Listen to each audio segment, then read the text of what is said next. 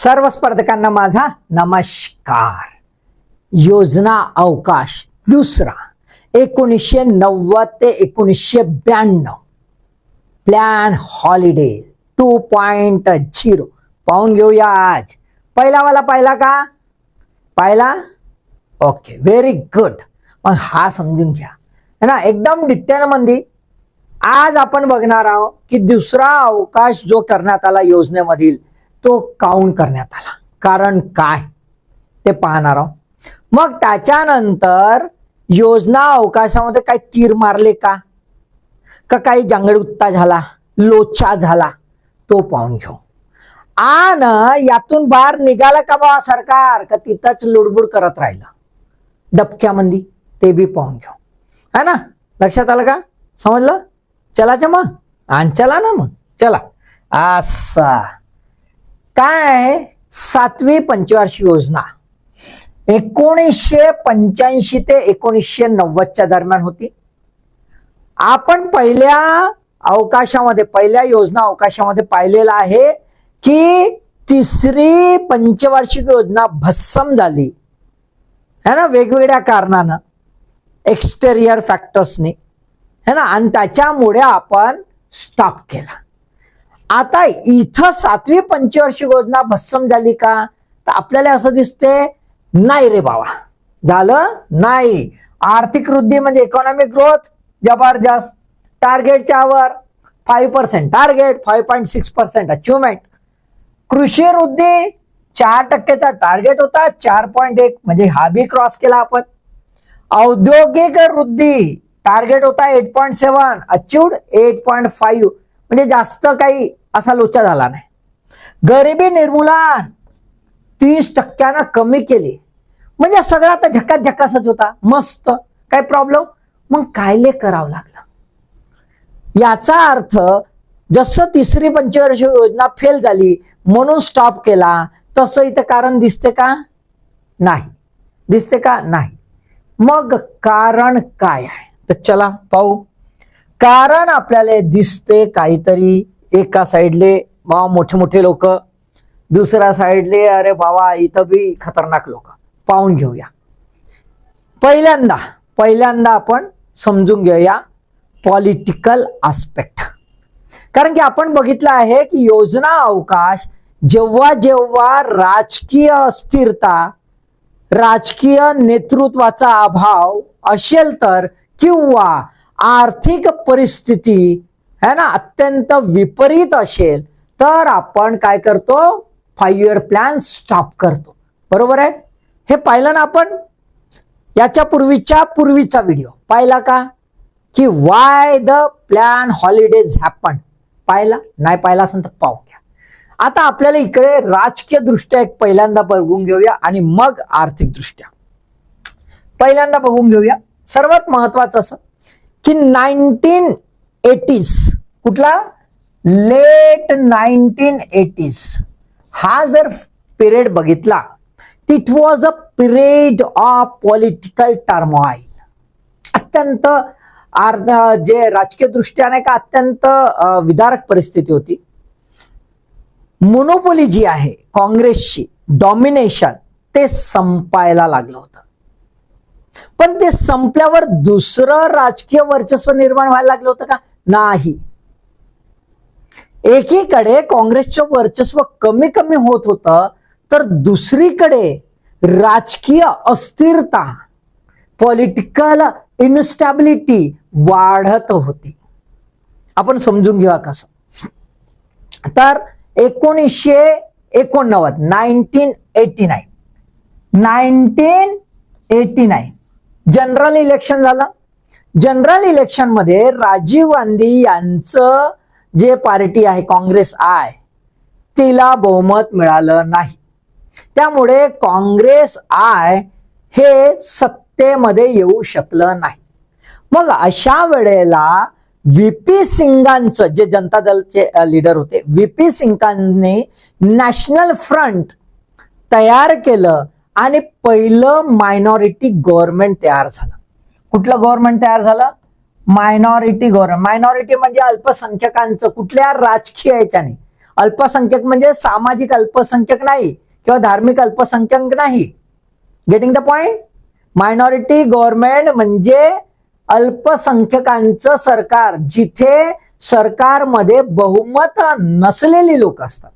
तर national front government जे होतं व्हीपी सिंगांचं, यांना बहुमत नव्हतं. मग बहुमत नव्हतं तर एक नवीन संकल्पना, हंग पार्लमेंट, एक नवीन संकल्पना उदयास आली. ती म्हणजे काय? आउटसाइड सपोर्ट, बाहेरून. आम्ही सरकारमध्ये नाही रे बाबा, पण तुमचं सरकार आम्ही पडू देणार नाही. जिथं जिथं पार्लमेंटच्या फ्लोअरवर confidence, no confidence motion move झालं तर आम्ही त्याला फेल करू, आम्ही तुझ्यासोबत आहोत, असं जे आहे हंग पार्लमेंट तयार झालं. आता व्हीपी सिंगांचं सरकार जे आहे त्याला सपोर्ट कोण केला? खूप महत्वाचं आहे. तर सपोर्ट आयडिओलॉजिकली एकदम डायपोलर, एकदम विरुद्ध आयडिओलॉजी असलेल्या दोन पार्टीज. एक बीजेपी, भारतीय जनता पार्टी, जे हिंदू राष्ट्र किंवा हिंदू आयडिओलॉजीवर काम करणार. दुसरं लेफ्ट फ्रंट, कम्युनिस्ट. आता बघा, हे दोन्ही वेगवेगळ्या विचारधारेचे, या दोघांनी त्याला सपोर्ट केला. आता या दोन विचारधारा वेगळ्या असलेले लोक जर सपोर्ट करतील तर होईल काय? धिंगाणा होईल का नाही? धिंगाणा. ते तुतू मैमय. या तुतू मैमयचा व्हीपी सिंगाने म्हणला, यार ऐसा है क्या, मैं तो देख ही लेता हूं सबसे बड़ा वोट बैंक कौन सा है भाई. तो सबसे बड़ा वोट बैंक है ओबीसी. तर मग तेव्हा मंडल आयोगाने आपला रिपोर्ट सादर केला होता. त्या रिपोर्टमध्ये विविध जे आहे सुधारणा सुचवल्या होत्या आणि इतर मागासवर्गीयांचं सामाजिक, आर्थिक आणि शैक्षणिक उत्थान करायला. मग व्हीपी सिंगाने घेतला चान्स आणि त्यांनी ओबीसीसाठी ठेवलं रिझर्वेशन 27%. ओबीसीचं रिझर्वेशन डिक्लेअर झालं म्हणजे मंडल आयोग लागू केला.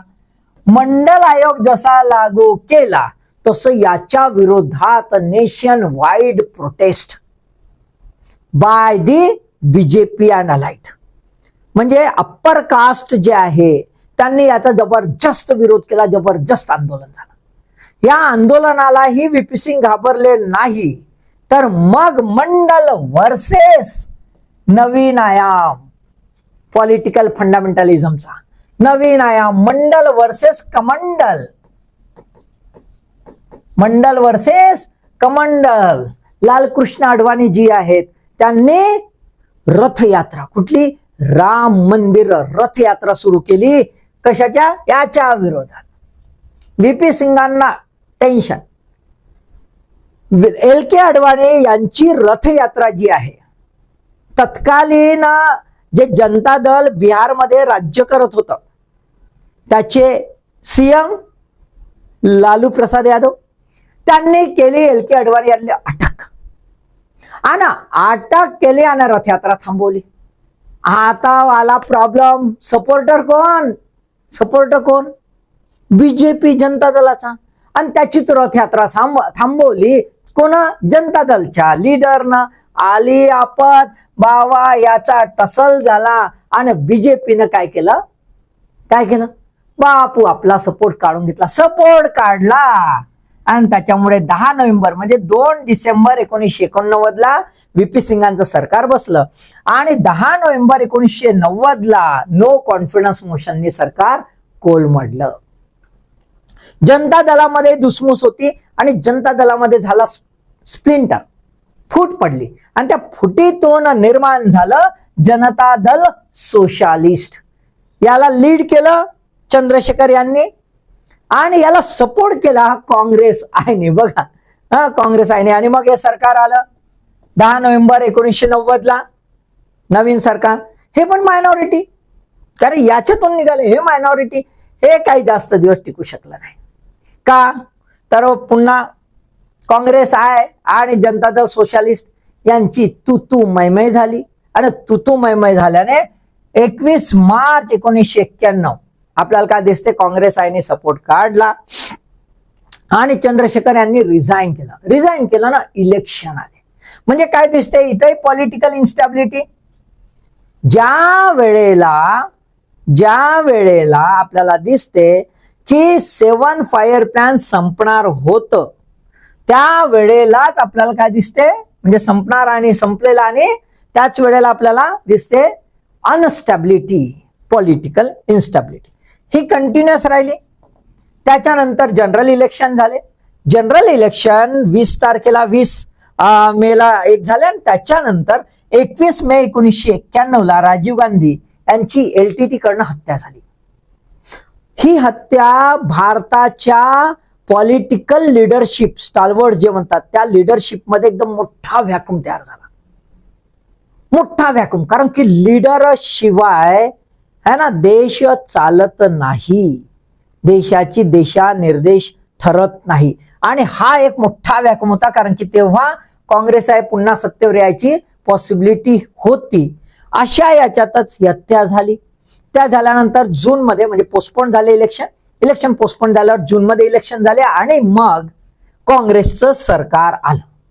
त्यावेळेला PV नरसिंहराव, खास गोष्ट आहे, PV नरसिंहराव यांना काही पॉलिटिकल याच्यामध्ये करिअर करायची आता इच्छा राहिली नव्हती. त्यांनी ठरवलं होतं की आता रिटायरमेंट घ्यायचं. पण राजीव गांधी यांच्या हत्येनंतर इट वॉज ओनली, है ना, नरसिंहराव वॉज ओनली चॉईस. आणि मग काँग्रेस आयचं सरकार 21 जून 1991 बनलं. पण हे सरकार अजून महत्वाचं आहे, हे सरकार काय मेजॉरिटीने बनलं का? नाही. पुन्हा हंग पार्लमेंट, पुन्हा हंग पार्लमेंट हे मायनॉरिटी मध्येच होतं. जनता दलाने सपोर्ट केला.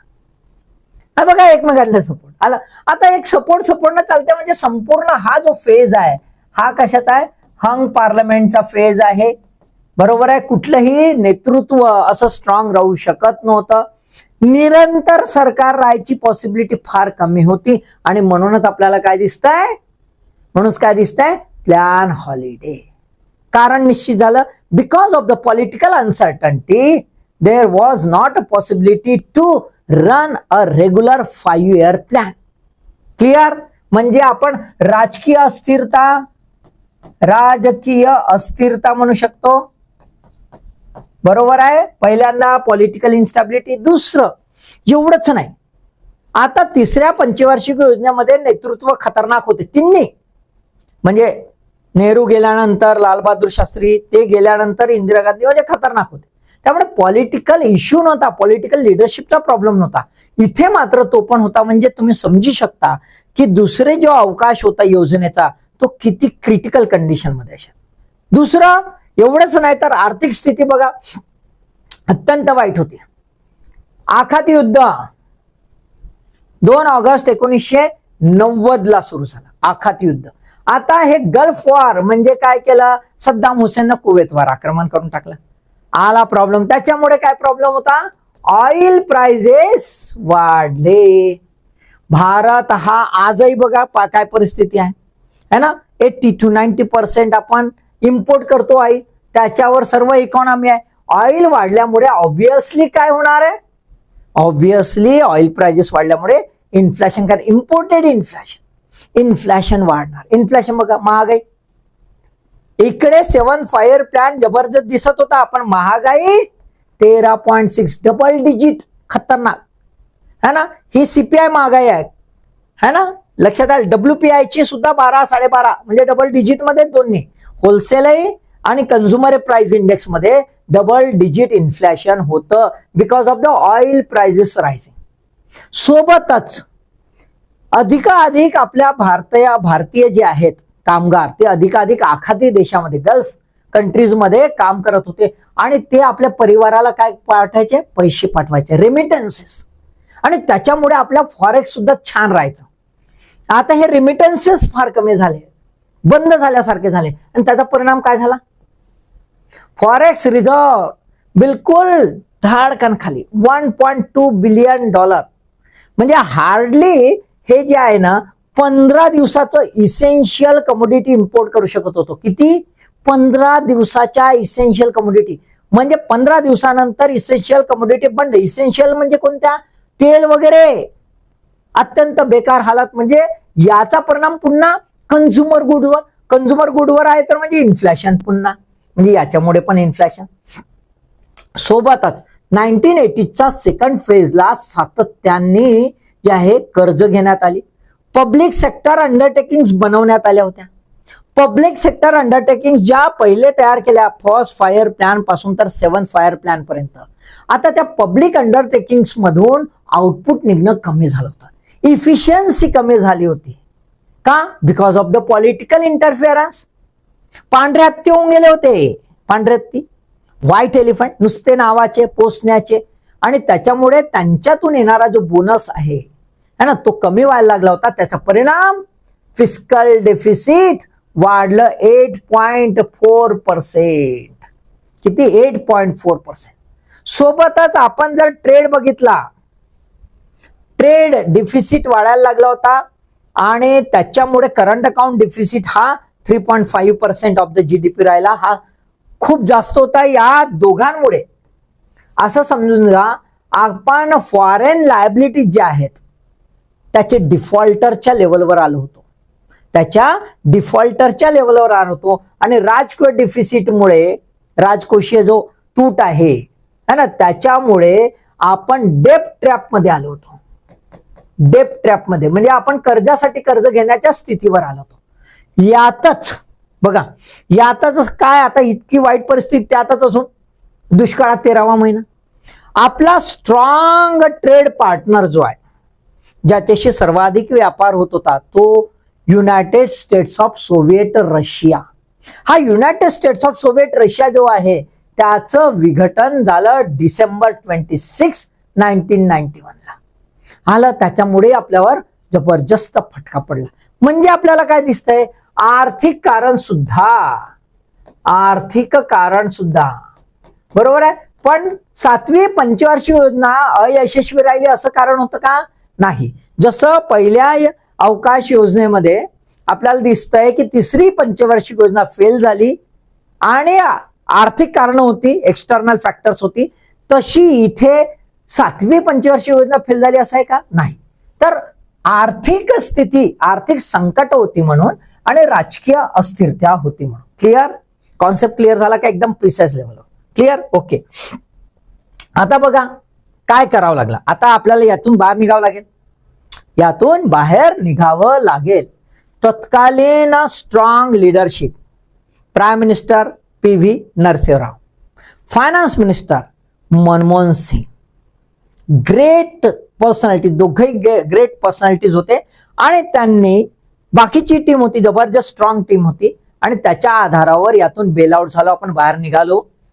परंतु सोबतच योजनांचे स्वरूप सुद्धा बदलून गेले, हे आपल्याला दिसेल. बघा, आरबीआयने काय केलं, सोनं विकावं लागलं इमर्जन्सी लोन घेण्याकरिता. त्यावेळेला पेपरात हेडलाईन आली, secret sale of gold by RBI again. पुन्हा विकलं म्हणजे अत्यंत वाईट परिस्थिती. 47 टन कोणाला विकलं? Bank of England and bank of Japan. आणि 20 टन कोणाला विकलं? Bank of Switzerland. हे विकून IMFशी आणि वर्ल्ड बँकशी टायअप केला. IMF आणि वर्ल्ड बँकनी सुद्धा सपोर्ट केला, परंतु सपोर्ट कसा होता? कंडिशनल. कसा होता? कंडिशनल. फुकटात काही बेलआउट केला नाही, माग फटाके लावून घेतले.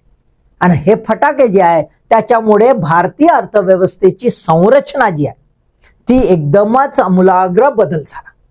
There was a drastic transformation of Indian economic structure. है ना? काय झालं बघा, स्ट्रक्चरल ऍडजस्टमेंट लोन दिलं 12 नोव्हेंबर 1991 ला. त्याच्या पूर्वी आपल्याला सांगितलं LPG पॉलिसी अडॉप्ट करा, आपण केली LPG पॉलिसी अडॉप्ट 24 जुलै 1991 वर under the structural adjustment programme. खैर, स्ट्रक्चरल ऍडजस्टमेंट प्रोग्राम जो आहे वर्ल्ड बँकचा हा 1980च्या दशकापासून चालू होता.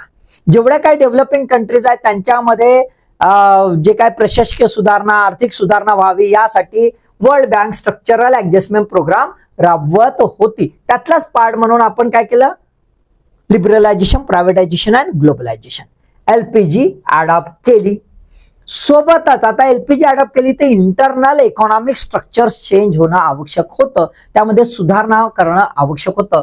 म्हणून ऑगस्ट 1991 ला आपण काय केलं? बँकिंग अँड फायनान्शियल सेक्टर रिफॉर्मसाठी है ना फर्स्ट कमिटी बनवली, M नरसिंहम कमिटी फर्स्ट. पहिली कमिटी आपण तयार केली. लक्षात आले का? क्लिअर? ओके. आता हे जे आहेत याच्यामुळे काही संकट दूर झाली का? आपल्याला दिसतंय या अवकाश योजनेमध्ये 2 वार्षिक योजना. किती? 2 वार्षिक योजना अडॉप्ट केल्या. 1990-91, 91-92. त्यावेळेला काय स्थितीत आहे? 90-91 आपण जबरदस्त अचीवमेंट केलं, 5.5%. म्हणजे मस्त. Despite of the having a external crisis achievement छान झालं. पण याला डुच्चू मिळाला. कशानं? Fiscal deficit. ग्रोथ रेट जरी चांगला राहिला तरी फिस्कल डेफिसिट 10% होता, तर हा याला खाऊन टाकला. याचा परिणाम काय झाला? त्याचा परिणाम 1991-92 आपलं ग्रोथ रेट पहा, मेल्यासारखी इकॉनॉमी होते, 1.1 to 1.4. आता विचार करा की ह्यानंतर पुन्हा एक अवकाश योजना करणं आवश्यक होतं, पण तत्कालीन लिडरशिपने एकदम ड्रास्टिक चेंज केले. 8 5-year प्लॅनची नीव ठेवली. स्ट्रक्चरल ऍडजस्टमेंट प्रोग्रामच्या तहत जे काही इकॉनॉमिक रिफॉर्म करायचे होते त्यात प्लॅनिंगचे सुद्धा रिफॉर्म केले. आणि 8वी पंचवार्षिक योजना कशाच्या स्वरूपात तयार केली? ती केली इंडिकेटिव्ह प्लॅनिंग, सूचक स्वरूपात तयार केली. 8 प्लॅन कसा केला? Indicative plan. आधीचा प्लॅन काय होता? Directive plan. मग काय केला? इंडिकेटिव्ह प्लॅन म्हणजे प्रायव्हेट सेक्टरला अधिकाधिक स्कोप दिला, लिबरलाइज केली इकॉनॉमी. आणि त्याचा परिणाम बघा, 8 5-year प्लॅन 1992-93 ला सुरुवात झाला, इकॉनॉमी रिबाउंड झाली आणि 92-93 4.5 to 5%, 5.1% इतकं अचिव्हमेंट झालं. म्हणजे बघा, यातून इकडे आपण आलो, म्हणजे पुन्हा त्या स्थितीमध्ये आपण पोहोचलो. म्हणजे पॉझिटिव्ह अचिव्हमेंट झालं. बरोबर आहे? राईट. म्हणजे आपल्याला काय दिसतंय की तत्कालीन लिडरशिप ही यशस्वी राहिली आपल्याला त्या आर्थिक संकटातून बाहेर काढायला. बरोबर आहे? मग आता यामध्ये काही इन्स्टिट्यूशन्स असतात, त्या महत्वाच्या आहे परीक्षेच्या दृष्टिकोनातून. तर कोणकोणत्या इन्स्टिट्यूशन झाल्या त्या आपण समजून घेऊया. शासनाने 1990 1991 आणि 1992 कोणकोणत्या इन्स्टिट्यूशन तयार केल्या? 1990 2 एप्रिल 1990 सिडबी काय आहे? Small industries development bank of India. Small इंडस्ट्रीजच्या डेव्हलपमेंट करायसाठी, MSMEचं डेव्हलपमेंट करायसाठी लखनौला याचं हेडक्वार्टर आहे. प्रश्न तसे विचारतात त्यानुसार. नवी दिल्लीमध्ये, कारण की वर्कर्ससाठी काम करणं आवश्यक होतं, त्यामुळे वर्कर्सचा जे आपण इन्शुरन्स आहे, वर्कर्सचं पेन्शन आहे, त्याच्यासाठी EPFO पाहिलं आपण, एम्प्लॉईज प्रॉव्हिडंट फंड ऑर्गनायझेशन. त्या एम्प्लॉईजला, तिथल्या एम्प्लॉईजला ट्रेनिंग देणं, सक्षम करणं आवश्यक होतं. त्याच्यासाठी national academy of social security तयार करण्यात आली. आता त्याचं नाव आहे पंडित दीनदयाल उपाध्याय है ना, national academy of social security. कुठे आहे? न्यू दिल्लीला. ही 1990 तयार करण्यात आली. सोबतच लक्षात घ्या, खूप महत्वाचं आहे, राज्य आणि केंद्र आणि राज्यांमध्ये सलोखा निर्माण व्हावा आणि डेव्हलपमेंटल ऍक्टिव्हिटीज मध्ये प्रॉपर कोऑर्डिनेशन व्हावं यासाठी इंटरस्टेट काउन्सिल VP सिंगांनी तयार केली होती, है ना. हे सरकारी कमिशन जे आहे त्यांनी ते सजेस्ट केलं आणि त्याच्या आधारावर ते तयार करण्यात आलं. त्यानंतर 1991 गांधीनगर गुजरात इथे information and library network centre, UGCचा आहे, information and library network centre हे तयार करण्यात आलं. आणि जेवढे काही कॉलेजेस आहेत त्यांच्या सर्व लायब्ररीला ऑनलाईन कनेक्ट केलं आणि जेणेकरून एज्युकेशनल डेव्हलपमेंट प्रॉपर व्हावं. त्यानंतर बँगलोर कर्नाटका इथे काय? National centre for biological sciences, national centre for biological sciences NCBS हे इन्स्टिट्यूशन तयार करण्यात आलं. बायोलॉजीच्या जो क्षेत्र आहे त्याच्यामध्ये जे काही रिसर्च आहे ते करण्यासाठी त्याच्यामध्ये Tata institute of fundamental research and department of atomic energy याचं दोघांचं जॉईंट व्हेंचर आहे ते. त्यानंतर बँगलोरलाच कर्नाटकामध्ये centre for nano and soft matter sciences CENS हे तयार करण्यात आलं. आणि हे ऑटोनॉमस ऑर्गनायझेशन आहे डिपार्टमेंट ऑफ सायन्स अँड टेक्नॉलॉजीच्या अंडरमध्ये. सोबतच फॉरेन इन्व्हेस्टमेंट, बघा लक्षात घ्या, फॉरेन इन्व्हेस्टमेंट प्रमोशन बोर्ड तयार करण्यात आलं न्यू दिल्लीमध्ये. फॉरेन इन्व्हेस्टमेंट कशासाठी, तर FDI भारतात अधिकाधिक यावा, इन्व्हेस्टमेंट अधिक व्हावं त्याच्यासाठी. सोबतच directorate general of foreign trade new दिल्लीला तयार करण्यात आलं. हे कशासाठी, फॉरेन ट्रेड म्हणजे एक्सपोर्ट बूस्टअप करण्यासाठी. आता एक्सपोर्ट बूस्टअप करण्यासाठी सॉफ्टवेअर जो आहे नवीन डेव्हलपमेंट यायला लागलं होतं, नवीन इकॉनॉमी ज्याला न्यू इकॉनॉमी म्हणतो ती तयार व्हायला लागली होती. त्यासाठी म्हणून आपल्याला काय दिसतंय, STPI म्हणजे सॉफ्टवेअर टेक्नॉलॉजी प्रमोशन बोर्ड जे आहेत ते तयार करण्यात आलं. सोबतच centre for material for electronic technology CMET ती पण सुद्धा पुणे इथे तयार करण्यात आलं.